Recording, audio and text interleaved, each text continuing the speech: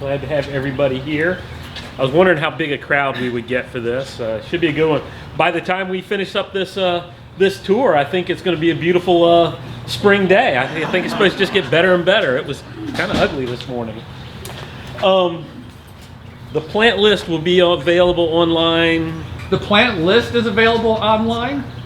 Now? No, that's when you turned around and looked at me. It is not. There's a broken URL. Oh, okay. Well, it is online. Go to horticulture sales and then click on offered, and it's right there. Okay. I must have had the typo in the URL. Sorry about that, gang. But it is up. Okay, thought it was.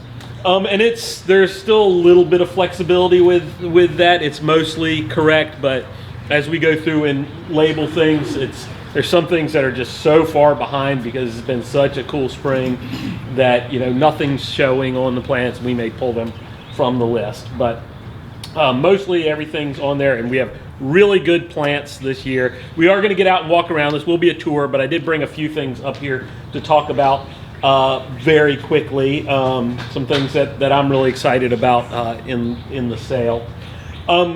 We do try and balance the sale between some really reliable performers that we've been growing for years, decades in some cases, that just really we know are going to perform well, and some really new things that are pretty fun and exciting. So we'll talk about both of those.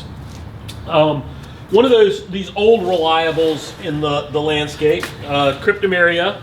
Cryptomeria is a plant that JC really promoted. I remember 20+ years ago, getting close to 25 years ago, when I started working at the Atlanta Botanic Garden. I curated the conifer collection, and we had a massive Cryptomeria collection, and I remember that was because JC had said, you should grow Cryptomerias, and so we did. JC says that you do it. So there are a lot of them out there. There are a lot of new ones. There are some great new ones. There are some terrible new ones. We've had some real struggles with some of the newest kinds. I won't badmouth them because friends of ours put them out, so I won't name them by name. But one that has always been very, very good is this little dwarf one, globosa naina, which makes just a nice little mound. Makes it look more upright than it is in this container. That's because they're growing, near each other, and so they go up more. For those of you in the back, I'll lift it up. But it'll just make this nice little dome, nice and green. During the winter, it can get, you can get a little bit of bronzy coloring like you see here. But it'll go to kind of a bright mint green over the summer. Easy in sun to light shade, relatively well-drained soils. Some of the Cryptomerias have been having some issues with some fungal problems where you get these dead tips in there.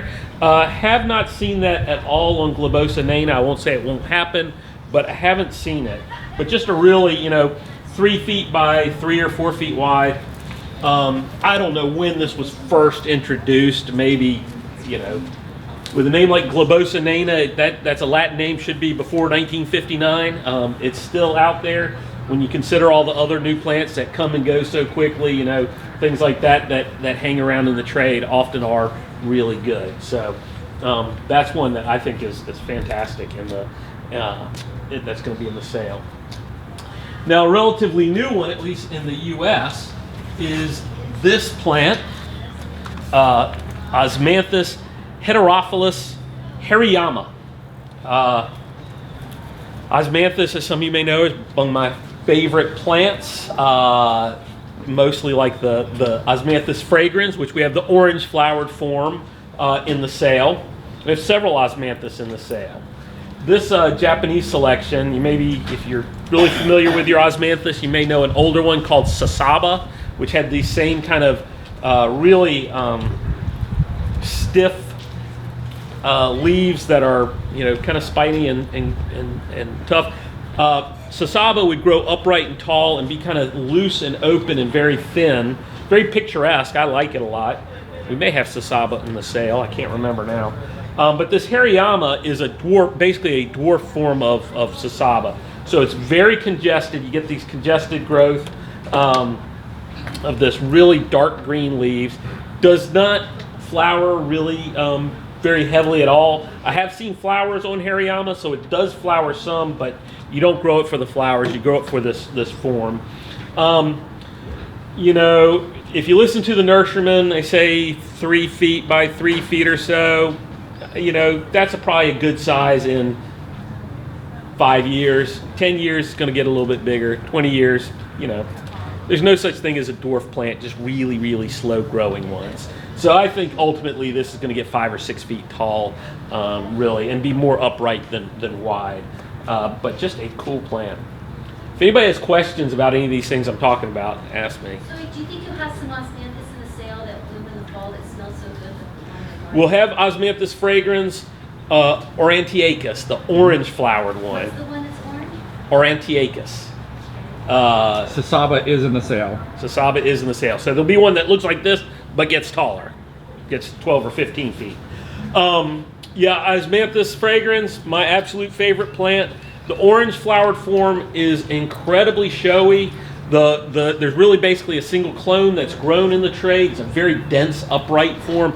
Beautiful plant. I was actually just at my old the old garden I worked at, Norfolk Botanic Garden, on Friday, and I had planted a ring. There was a fountain, and it was just kind of always just sitting there. And I planted a hedge right before I left, all the way around this fountain, and it is filling in. And I may make the trip up there when it's in flower, just so I can stand in the middle of that, and probably will come close to killing you, that much fragrance. But that's an amazing thing. The only problem with the orange flowered one, with the orange, well, I mean, given enough time, the Osmanthus fragrans can get quite tall, 20 feet tall.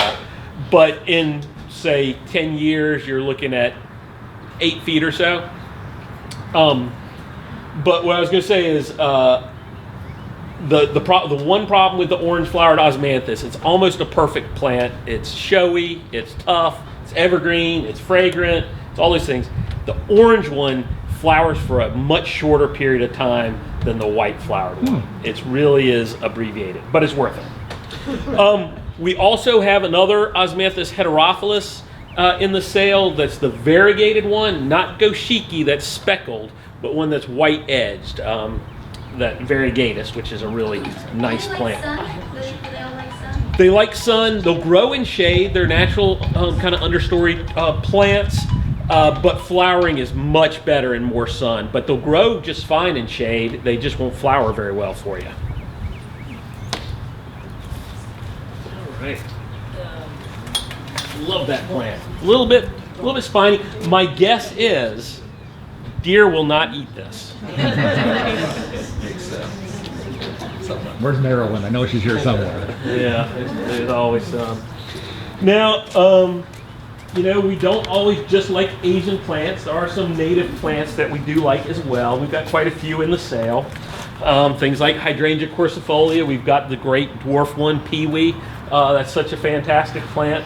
But another really cool perennial, and I didn't bring many perennials up. That wasn't intentional. We have a lot of perennials for sun and shade in the sale. This is a native in the aster family. It's called Silphium perfoliatum, cup plant. This is a big old honking thing. It'll grow 8 feet tall, with really sturdy stems. It's not one of those wispy things that gets tall and flops over unless you stake it or do all kinds of work with it. You need to plant it next to something that'll hold it up, anything like that. These things get these stems that are about, 1.5 inches, 2 inches in diameter. You can see the old stem on here. They're kind of square stems, very cool. And then has big gold daisy flowers on top of it. Really showy. But what else is cool about it? It's called cup plant, and you can't see it right now while it's in the rosette form. But when it gets taller, the upper leaves are what they call connate.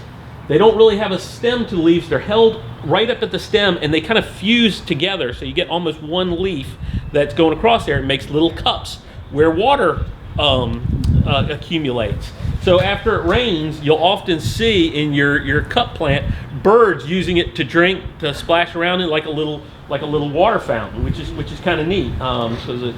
And if you leave the flowers, let them go to seed, the birds eat the seed on it as well. So it's a great bird plant, great wildlife plant. Great for sticking in the back of a border and letting it grow up above everything else. And you get those late summer flowers into fall, which is really nice. Apparently, people used to take the sap, if you cut it while it's growing, it's got this kind of oozy sap. They kind of dry it out a little bit and then chew it like chewing gum. Yeah. I'm so glad to be alive now. My brother once talked about how nice it would be. You know, you hear the story about like Thomas Jefferson reading for 8 hours a day and whatever, and he talked about how nice that would be. I was like, there are very few people who even knew how to read way back when. They didn't have air conditioning and indoor running water. They had to chew things like that, you know. I'm glad to be alive now. So, got several hydrangeas. Some of the big leaf hydrangeas, Hydrangea macrophylla, you know, with the big showy flowers. Ones like Endless Summer, which has been is one of the best-selling flowering shrubs of all time. We've got some of those. It's still a great plant. It's a great reblooming one. We've also got some Hydrangea paniculatas, some of the hydrangeas that really prefer a little bit more sun than most of the other ones. Now, I won't speak for everybody. Some of us here, including myself, my favorite Hydrangea paniculata is one called Limelight. We've got it up on the Cascade Walk. It is just such a good performer. It comes out with kind of lime green flowers that turn white. But when you put them out in the field, a bunch of different Hydrangea paniculatas, that one just always looks good, always performs well, always looks clean. Really think it's a great plant. So this is one called Little Lime. It is a dwarf form of Limelight. So you get that same, Limelight can get big. You can get, 8+ feet tall, or, plus, emphasis on the plus if you let it go. This Little Lime stays small. It's going to be about 4 or 5 feet tall and make a nice shrub. Now some of the dwarf Hydrangea paniculatas flower really well in a skirt around the base. They don't flower on the top very well. It's an issue with a few of them. One of the really popular ones that we are not selling does that. Little Lime doesn't. It's a great plant. The flower panicles are a little bit smaller, kind of between baseball and softball size. But really good plant, especially if you don't have enough room for a big 12-foot tall Hydrangea paniculata and you don't want to cut it back all the time. Really good plant, smaller leaves, a little bit finer in the garden. I really like this one. And it'll go from that lime green to white and then age to kind of a rosy pink on the plant. Any questions? Okay. We don't do a lot of fruit plants here, but I really like these. I've actually got this one in my new garden at home. This is one, which one did I grab? Blueberry Glaze. We've got a few different blueberries that we're selling, 2 of which are these nice dwarfs. We've got Blueberry Glaze, which will grow, maybe 2 to 3 feet tall or so. Let's see what they say. Double whatever they say. 2 to 3 feet tall, so. Yeah. All nurserymen lie. But you get these nice white flowers in the spring, followed by full-size blueberries, but it stays nice and compact. You can do it in a container, you can plant it in the ground.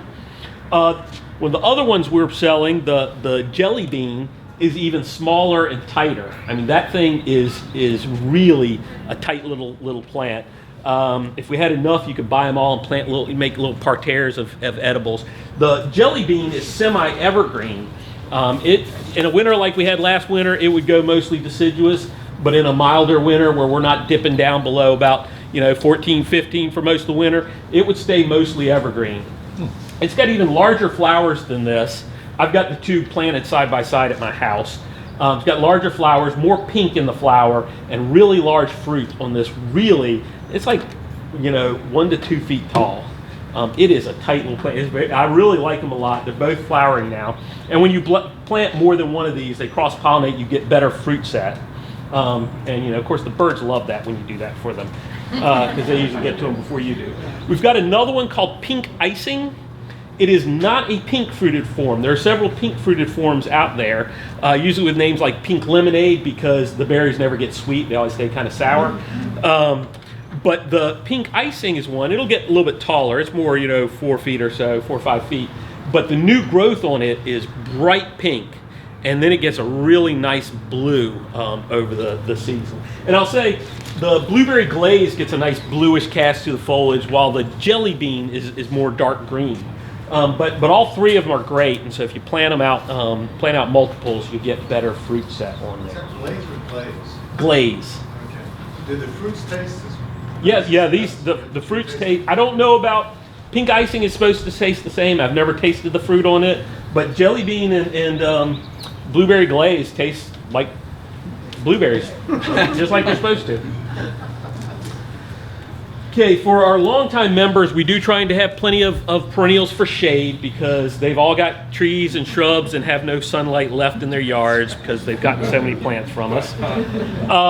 A plant I really like, a group of plants, are what we call the woodland lilies, polygonatums, disporums, that sort of thing. In fact, there's a 3-day conference this summer on nothing but woodland lilies, which I'm very excited about. Should be almost as good as the one on nothing but mahonia that we had a couple of years ago. Everybody laughs.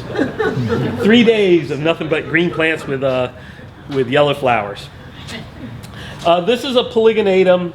Probably a lot of us have grown polygonatums, usually the variegated form, makes a nice kind of spreading shade perennial. This is one called jinguji.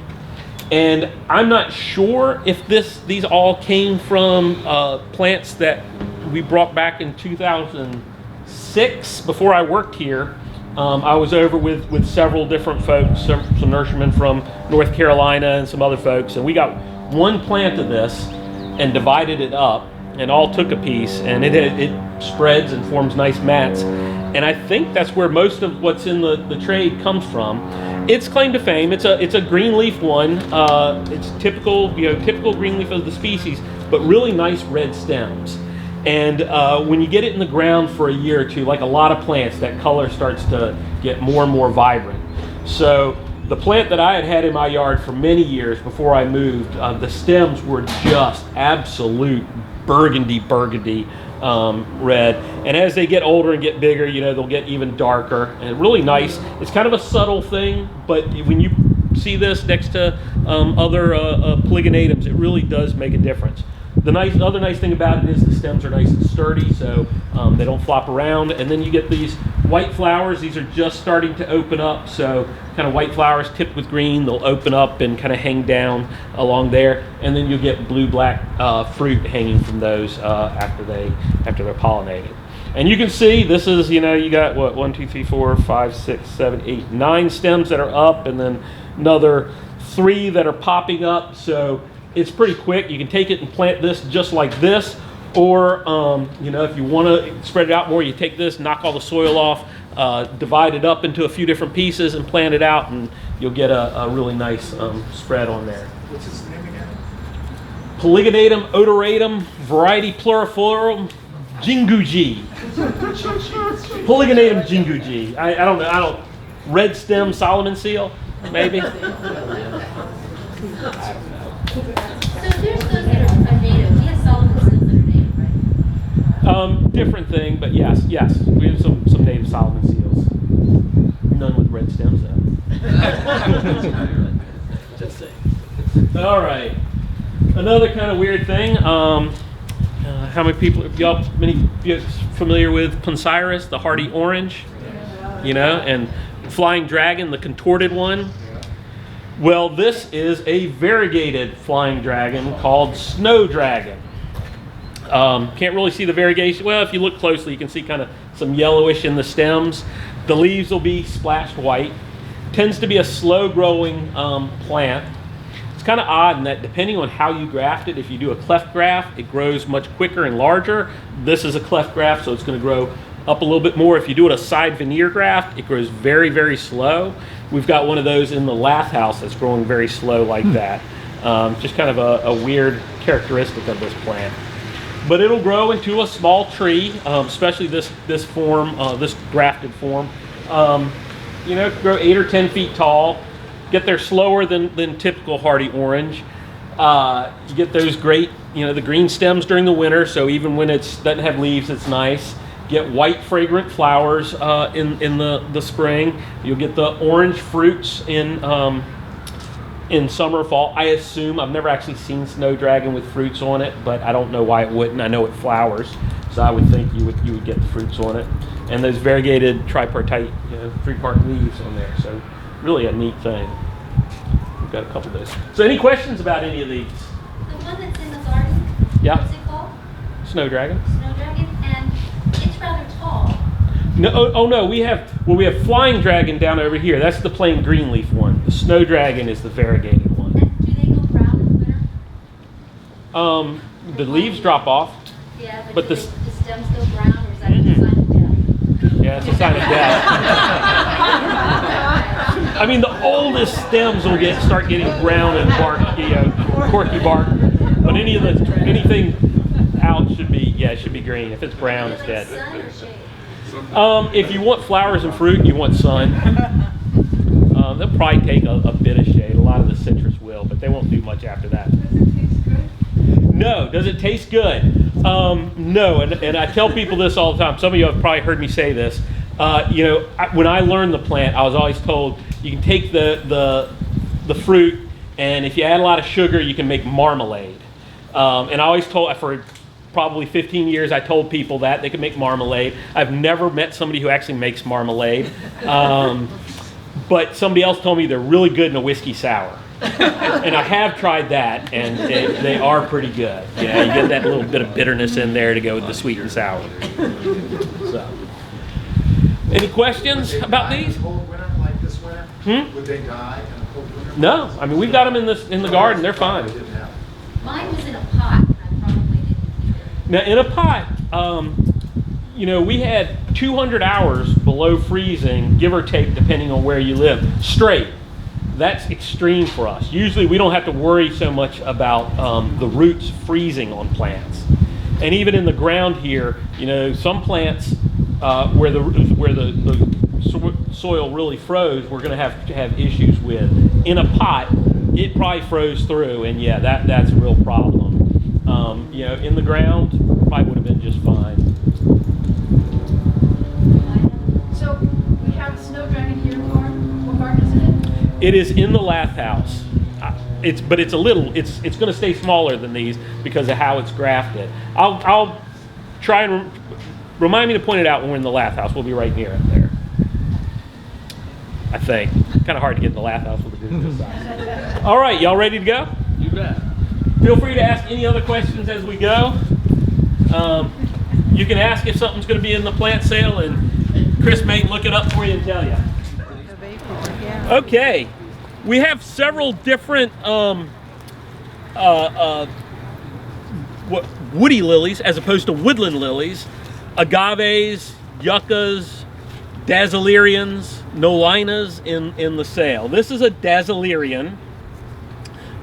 We have this one in the sale, Dazzle Irian Berlandii. Just to give you an idea, this was planted in 2006, maybe 2007, but probably 2006, from a quart plant. So about the size that we'll be selling them. So in 10, 12 years, it gets to be a big plant. Obviously wants sun, wants good drainage. It does not have to be in a rock garden, does not have to be in a desert garden. It needs to have good drainage. Most of these desert type plants can survive without much water, but they actually love water as long as they don't stay wet. So with a plant like this, if you plant it up on a mound, plant it high, it does really well. Plant it in a pot, they do very, very well. The Dazzle Irians, as opposed to agaves, will flower. They can flower year after year after year with big plumes of kind of creamy yellow to white flowers, depending on the type. They are a little vicious. They kind of got those sawed leaves on there, which can be tough. But really beautiful accent plants. This is about the worst that it ever looks after this cold winter. Usually you've got really nice kind of mint green leaves with a little bit of blue overcast to it, and as the new growth comes out, it'll look good again. How hardy is it? Hardy at least to zone 7. Put that on our signs. Hardy here, not hardy here, or hardy here, semi-hardy, root hardy, and tender. Because really, why would you want to go colder than we are here? They're fair. The Dazzle Irians are pretty hardy. A lot of them are from high elevations. This, you probably start getting into trouble in zone 6. But you know, after a very cold winter, as you walk through here, look at our agaves. They are pretty beat up. And you know, this still looks pretty good. I mean, look at this guy next to it. It's, poor thing. You should take it out back and put it out of its misery. You know, so this still looks pretty good. I think they're great plants, and it's great for kind of architectural kind of look in the garden. Other questions? Hey, what's going on with the ground area over here? What's going on with the ground area over here? We our heating and cooling is geothermal wells in for our McSwain Center, which is very environmentally friendly. But when you get a leak, you know, it's just pipes underground that go back and forth, you know, about 4 feet down. If you get a leak in them, you got to dig up a whole big area and fix it. So we had a big area dug up. We'll get it reseeded and cleaned up again pretty shortly. You find a hole? We did. It was easy because there was a geyser coming up. We didn't follow that straight down. I say that, it was a big hole we dug. So yeah, that's the downside to things like that. But we got it fixed. It's all good. Actually glad it leaked that bad, because they told us a year or so ago that there was a leak in it, but it was too small to worry about. Ours is water. It's not, some of them have contained, you know, kind of almost like an antifreeze kind of something in there. Ours is water, so we can add more to it, and if it leaks, it doesn't hurt anything. Other questions? Okay, we'll move on. I will say, as you're going through, we have several agaves in the sale. We have the hardiest one we have is agave asperima, which made it through the winter mostly unscathed. We have some other more tender ones that may need some protection. Got at least one that I'd never heard of before that I couldn't find any information on, so anything on the labels, we just made that up. Okay, so one of my favorite new plants in the last few years has been this viburnum. It's one called Moonlit Lace, or the cultivar is SPG-3-02. But it goes by Moonlit Lace. This is a hybrid with a plant that I would love to be able to grow, but just doesn't grow here, Viburnum davidii, which soon as it gets warm out and there's moisture out, it just kind of melts into the ground. But this stays really compact. It's evergreen. You're seeing it about at its very worst after a cold winter, you know, and it still looks pretty good. New growth just coming out. But you get this really super glossy foliage with all through the summer. Really bright kind of dark green, flat clusters of white flowers, and then some blue, kind of glossy blue fruits on there. Not quite as good fruits as davidii, but getting pretty close there. It's also got kind of reddish stems, which are nice. But it stays small and compact. I'm not sure of ultimate height. I think in 10 years, you're probably going to get 5 or 6 feet tall and quite wide. But I think it's an outstanding plant. As you go into winter, it starts turning kind of plum purple. You get this kind of plum burgundy color on there. I think it's a fantastic plant. This was 3 or 4 years old. Yeah, this was let's see. We got it in 2014, early 2014, as a 3-gallon plant. Okay. And this is in pretty good soil. We had just amended this bed, so Flowers? It's got flat clusters of small white flowers. So berries for the birds? Because viburnums are Yeah, different. yeah, it gets blueberries. Yeah. But yeah, I think it's a really just a beautiful little plant. Really, very functional, if you will. Other questions? Is it sun? You see it planted under It will grow in sun or shade. This gets the sun comes up this way, so it gets sun up until about probably 2 o'clock when this all leaves out. So it gets a pretty good amount of sun here. It grows in sun to pretty pretty dense shade. Be a little more open and loose in more shade, but yeah, it'll grow in shade.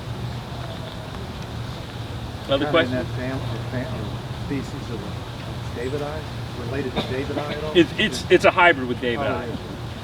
And if I were better, I could remember the heat tolerant parent, but I don't remember right off the top of my head. But yeah, it's got that Davidii cinnamomifolium kind of look, which is nice. So it's the closest you can get to growing a Davidii here. I have had several people who looked at the list ask me about Japanese maples, because we usually have lots of Japanese maples. We're not selling any, but we do have Mr. Maple here, and we try not to compete with the other vendors that are here. We try and carry a kind of a different selection of plants. So there will be plenty of Japanese maples if you want them, so don't worry about that if that's what you're looking for. I mentioned we do a lot of shade perennials in the sale. One that I really like is this hosta, and we have, I don't know, 4, 5, 6 different hostas in the list. This is one called Empress Wu. Has anybody grown Empress Wu? Killed 2 of them. We've killed them. Killed them? You got bowls? No, well, We're trying to grow them by our big trees. And they Oh, don't like it okay. very much. Stand back away from this plant. Yeah. Empress Wu is perhaps the largest hosta That's what we want. available. It gets massive. Unless you kill it. That's right. Is it brown? It gets just, so you can see, it's out competing the hydrangea here. It's kind of, you see where it was last year, it kind of blocked the hydrangea. Usually the woody plants win in these kind of fights. So it's really a, well, not oak trees, it's not going to battle it out with oak trees. I am at our house. but it's a cool one, and we have everything from Empress Wu, which is huge, to blue mouse ears, which is a little tiny one that's a really neat little plant. Probably would be easier to do under oak trees than this guy. It needs less water. But we do a lot of other things. We've got some aspidistra, the cast iron plant that are in there. We've got and it's kind of a lottery what you get. It's seedlings from one that has pale yellow streaks in there with a kind of a variegated, lightly white variegated tip to it, which is really neat. But these are seedlings, and aspidistra, like a lot of other plants, when you get seedlings, they all look kind of green, and then you grow them out, and as they mature, often they'll show some other characteristics. So these could all be green, in which case it's a great plant. It's cast iron plant. It's tough. You can plant it under oak trees. If you get lucky, it might be something really kind of interesting to it. Here's a tip. You know that polyganatum I showed you, the jinguji, with the red stems? I noticed there is one pot that somehow got the variegated form, not of jinguji, just the variegated form of polyganatum in there. So there's one that you get, 2 for 1 if you get that one. So just saying, got to get here early. If you're not a member, you're not here on Friday night, good luck. Yeah. A couple more questions. I have deer, I have bowls, so I've been thinking about growing hostas in pots on the deck, but how much sun can they take? Hostas love sun Okay, if you water them a lot. a lot. Like more than once a day, a lot? No, but you're probably fine watering it once a day. Water it in the morning before you go to work. Don't wait till come home after work. Okay. Yeah, they actually are. They're incredible flowering plants. They're beautiful, given enough water. And in a container, I would do a big container for your hosta. Deer are a separate issue. They're really hard to deal with. Voles, if you just mix some gravel in with the soil when you replant it, that'll keep voles away from that plant. They'll go to other plants around there, but that does just gravel about the size of what we have in the path here, but sharp gravel, not rounded, and that does a great job with voles. Second question, the aspidistras, mine look really beat up this year. I guess because of the cold winter, more Yeah. beat up than normal. Yeah, Is that the cold? It's not how much sun they got this winter? that's the cold. Okay. Yeah. So can I cut off all the Yeah, some people probably heard me say this before. With Aspidistra, if you cut back the old ratty foliage right now, the leaves that come up will be shorter. If you wait until the new leaves are about halfway up, your Aspidistra will be taller, and then you cut back the leaves. Now, I have just finished cutting back all of my Aspidistra because I'm not going to go in there and snip out one leaf at a time because the new growth has come up. I grab those suckers by hand and take a pruning saw and cut them off like that. I don't even bother with clippers on there, and that works great. So my Aspidistra are shorter, but I'm okay with that because Short, I mean, how much are we talking about? it'll be about 2/3 the size. You know, Just for that one season? They're not gonna be shorter forever? well, those leaves will be short forever, Yeah. but the next year they'll come up above that. So if we have a mild winter and you don't cut them back, I cut back my Aspidistra pretty much every year because I like the fresh, clean foliage. But you don't have to do that. Other questions? So can you cut it all the way, just Right to the ground. rake it down? Yep. That's mine look like crap. That's what I do. Keep them clean. I mentioned we have several hydrangeas. We've got hydrangea corsifolias. I know we got hydrangea macrophyllus, maybe some serratas, paniculatas. I don't think we have get the list? arborescens, I but don't- we might. No, probably not. We just potted up a bunch, but we probably don't have any for the sale. I'll mention here while I'm standing here too, and I have everybody. We always have a few people ask about vines. We don't have a lot of vines in the sale. We've got a couple of really good forms of our native honeysuckle. John Clayton and maybe, I can't remember if we have Major Wheeler maybe, or Cedar Lane. I don't know. I'm looking up a hydrangea right now, so there is a Little Ricky smooth hydrangea.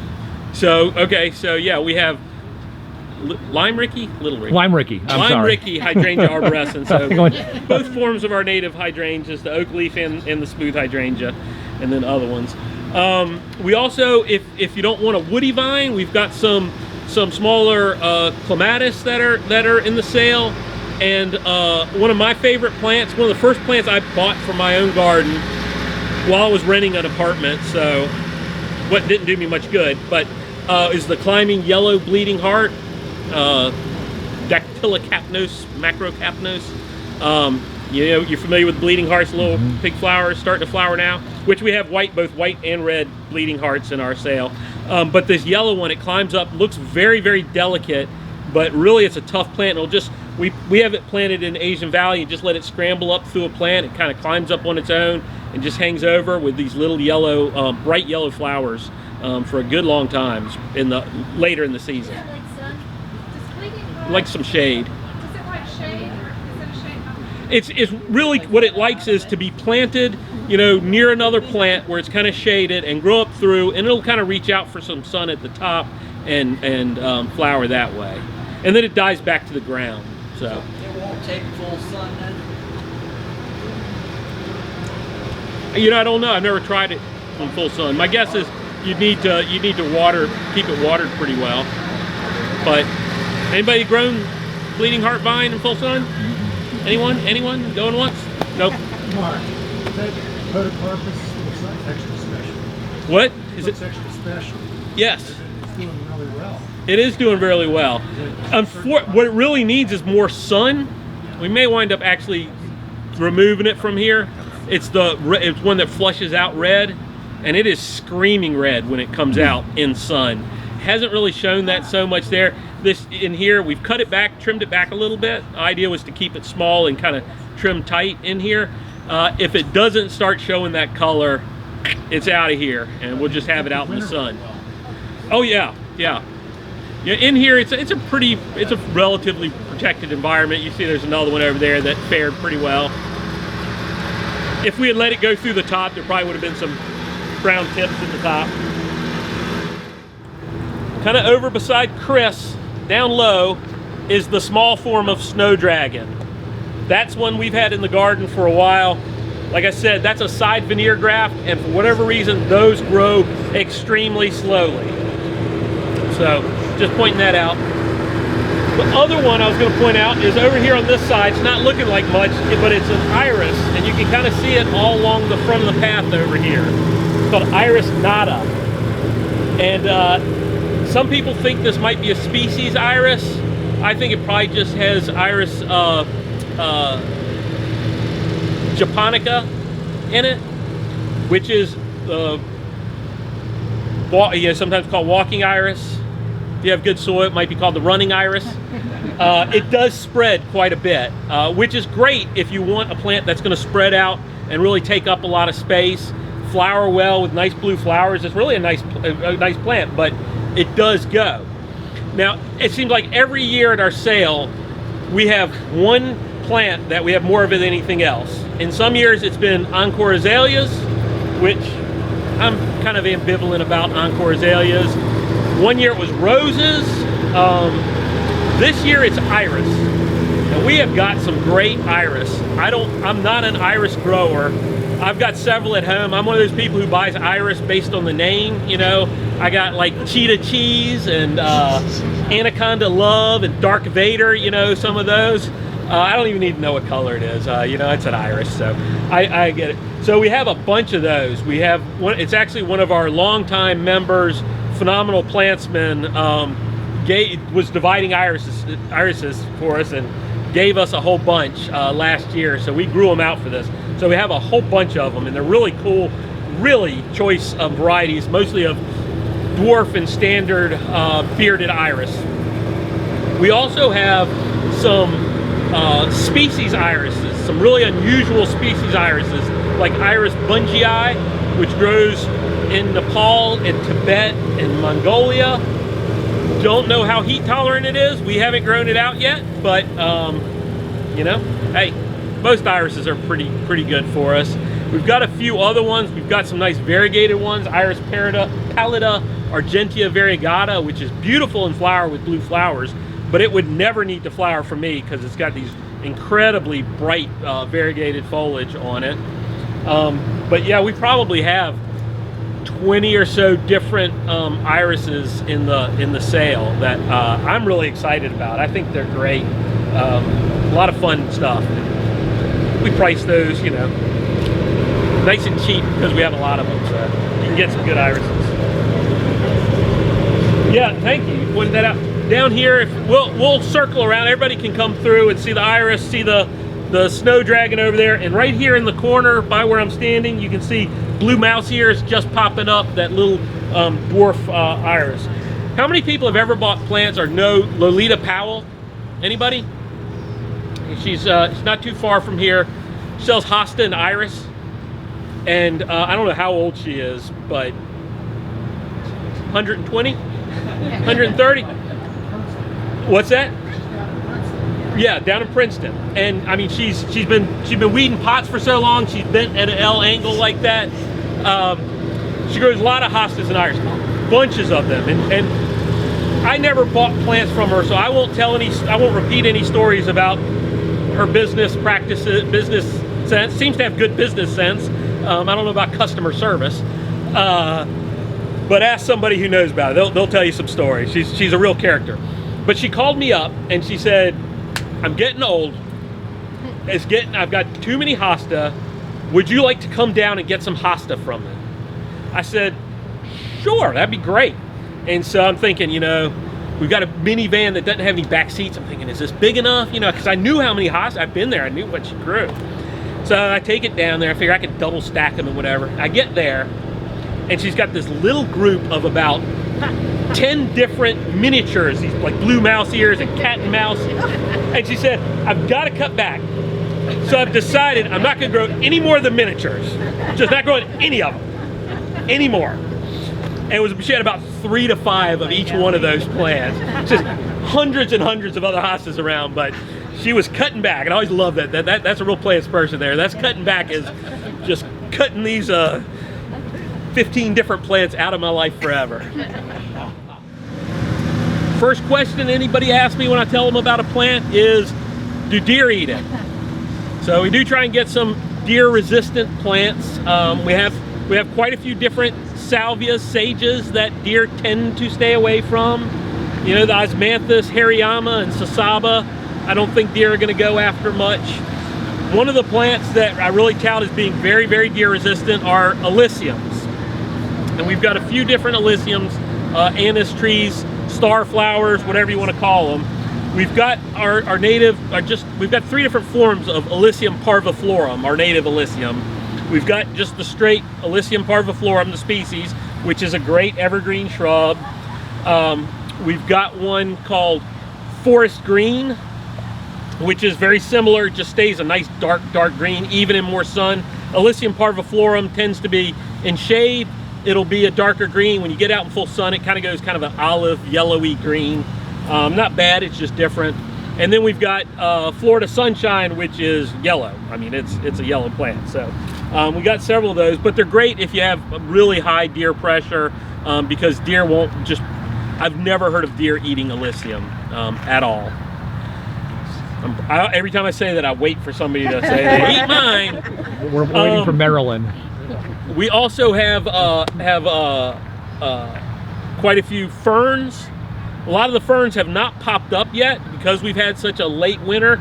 So, you know, I think most of y'all are probably savvy gardeners. If we're selling a plant, we are checking before we sell it to make sure that that plant's still alive in there. We poke around in that pot to make sure. So don't be scared off if you're here by something that looks like a pot of soil. It's gonna be good. And the ferns are one of the plants that are just starting to wake up, and they are really good for deer. Deer just tend to ignore them, and they've got plenty of other stuff in your garden that they'll eat, that they'll skip the ferns. Isn't there a dwarf form of this guy that's pretty nice? Maybe not. There's not a dwarf form of Alyssium parviflorum. There's a great Alyssium floridanum swamp hobbit that's a little tiny thing. Yeah, it's yours. Arboretum. Yeah, we've got swamp hobbit. We've got one up by the visitor center. We may have moved. We had one in the Lath House, I think, was moved out. It's a great dwarf. What's brand new this year, and swamp hobbit is this year is being sold commercially by a wholesale nursery here in North Carolina for the first time. It's been many years, but it's finally getting out there. But there's 2 new ones that were released by NC State by Tom Ranney that are hybrids between larger growing and what I assume he hybridized with swamp hobbit to get the dwarf size. But they're these nice small round plants, long flowering. There is Scorpio, which is a red flowering form, and Orion, which is a white flowering form. And they're kind of that perfect 4 to 5 foot tall and wide, like landscape plants, and large flowers, very heavily flowering. I've seen pictures of his trial plants through the season, and I mean, for a good chunk of the summer, they are flowering. Excuse me. And you've got one over here. It's Lance something, right? A lancifolium. That's a great one. Yeah, that's another species. That's one of the Asian species. That's a really nice one. You see that in the trade at all? No, Alyssium lancifolium, you can find that mail order maybe from somewhere like Forest Farm or Woodlanders, but not real widely grown. Yeah, it's a great plant. Maybe we should propagate it and put it in a sale. How much sun does, say, Florida Sunshine take? Is it going to get real bleached out from sun? Because I see you've got where I've noticed that you've got it in some shade. No, it'll grow in sun. If you've ever been to the back terrace, Tony Avens garden, Plant Delights, he's got the original one right there by the back of the house, and that gets a lot of sun right there. And it gets almost white yellow when it gets a lot of sun. But as long as you're giving it moisture, he gives it moisture there. So I think it could burn in full sun if it's dry. But it's kind of a thick leaf, which tends to help. How much shade will it take? It'll take plenty of shade. I will say that the bowls will leave the roots. I had a Florida Sunshine in a pot, and they came up in all the holes in the pot. Yeah. And that's because our deer didn't eat that one. Right. Gravel. No, the deer didn't. I don't envy you that. All right, we'll move on. Roses. We only have, I think, just one rose this year in our sale. Some years we have a lot of them. Some years we have a lot of pretty bad roses. A lot of our plants come in as donations for the sale from nurseries, so sometimes we don't always get a choice of what we're getting. This year I think we just have one. This is Oso Easy Paprika, cultivar Chumetine. I have no idea what that means. But this is one of the low, kind of spreading, almost ground covery type roses that really are pretty tough. Small flowers over just almost the entire summer, from, you know, say a little bit before Mother's Day all the way through until fall. Kind of, you know, like most roses, you get fewer over the heat of the summer, and they get more as it gets cooler again. But the foliage tends to stay really good on this paprika. It's actually the best of the Oso Easy series, I think. Small foliage, so it's a little bit, it's not coarse like, you know, a hybrid tea. I think a hybrid tea rose has pretty flowers, but it's an ugly plant. You know, these are actually pretty plants. Think of like a shrub rose shrunk down to, you know, a quarter of the size. You know, they're planted right here at our rose garden. When you concentrate all your roses in one place, you're just begging for diseases and problems with your roses. These, you know, I won't say they're black spot proof, but they're about as close as you can get. They really do hold up very, very well over the course of the summer, even when it's hot and humid and ugly. We have 3 roses. What are the other ones? Rosa McGeely, Peach Drift ground cover rose, and Double Knockout. Oh, okay. There you go. So the Drift series, we have some Drift series on the other side. I think they're pretty good. They've been good for us. Yeah, that's it right there. Yeah. Okay. There you go. Peach Drift right there. So you can see, you know, it's even smaller, but very similar in terms of how it performs. And then the knockouts, you know, the knockouts have been good, except for Rose Rosette, but any rose can get that, so can't really hold that against them. So the double ones are not quite as good as the single ones in terms of performance, but still good plants. Okay, not to be confused with the Dazzle Irian that we looked at. This is a naina. We've got at least 2 different selections of naina in the sale. Both of which are new to me. One, it sounds like is from maybe a special one, I don't know, at Marbles. There's one called Marbles Park, so I assume it's from the Marbles down here, probably named by Tony or somebody. And the other one is, I'm getting there. It takes a while to go through here. It's Corduroy Creek. Corduroy Creek, right? Does anybody know where Corduroy Creek is? It's a magical fairyland of plants. But much like the Dazzle Irian, this will start, it'll spend quite a bit of its life as kind of this kind of blue globe of strappy leaves on the ground. You know, you'll get it, when you get a young one, it's, you know, kind of upright. It'll, as it ages, it gets old, you know, it'll become this perfect dome. And then one day it'll start forming a trunk. And after that, pretty quickly, it'll go up. So it'll spend quite a bit of time kind of really low to the ground, then lift itself up with that as the trunk grows. Pretty rapidly. I don't know when these were planted. They were here when I started in 2007, but they were relatively small then. How big does it get? Well, the trunk can get about 8 or 10 feet tall. That's about as big as I've seen them. You know, and the head never gets any larger than that. But you treat them like the agave and the Dazzle Irian, you know, well-drained soils, sun. But you can see there isn't anything special with the soil here. Is that the same one as out by the visitor center, the blue one? Out by the visitor center, the kind of tree that's like that is, there's a Yucca rostrata out there.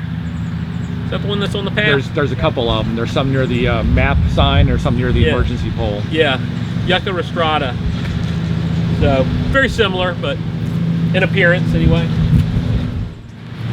All right, here we have Fothergilla.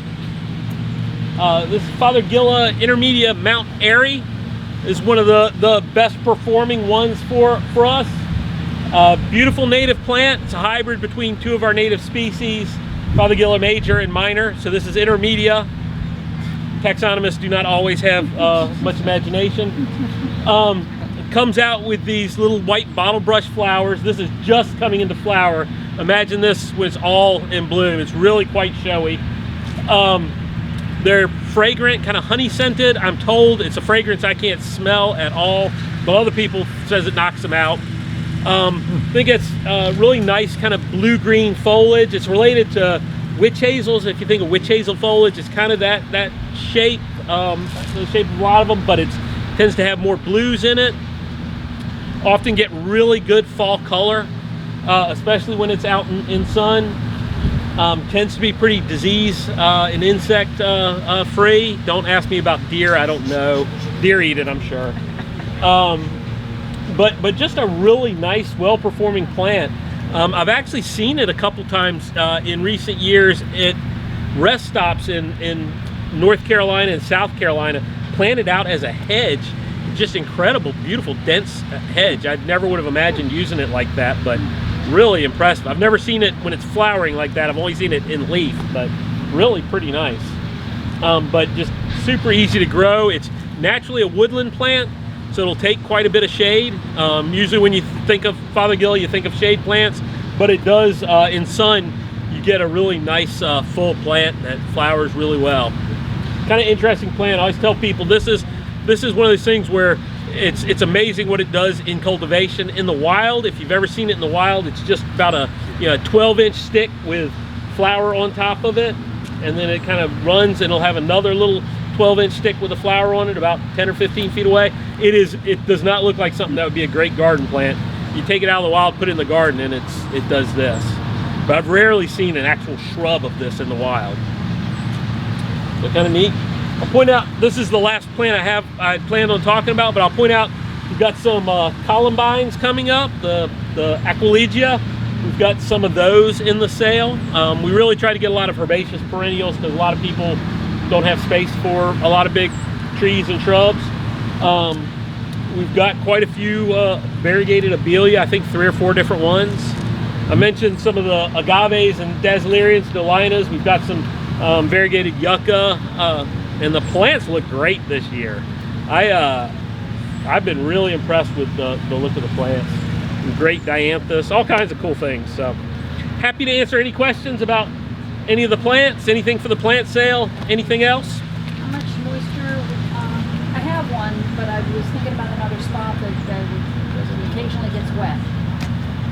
Question was moisture with this. Yeah, something that this tolerates quite a bit of moisture. Don't think it would be a problem if you move it somewhere that's occasionally wet. I would plant it a little bit higher, just keep the crown kind of up, but it kind of grows in damp spots in the wild. Okay, so I was thinking of planting it just up above where it gets wet. I think it'd love that. Okay. Other questions? All right, well, thank y'all all. I hope to see you on Friday or Saturday. Again, the Raulston Blooms, the members only portion. You can get a membership today if you're not a member, or that day if you're not a member. That's from 4 to 7.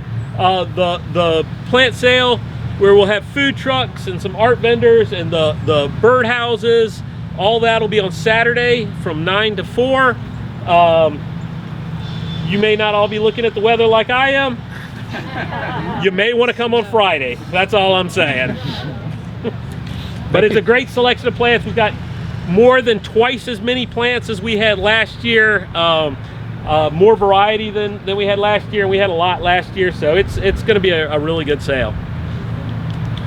Thank you so much, Mark. Thank you.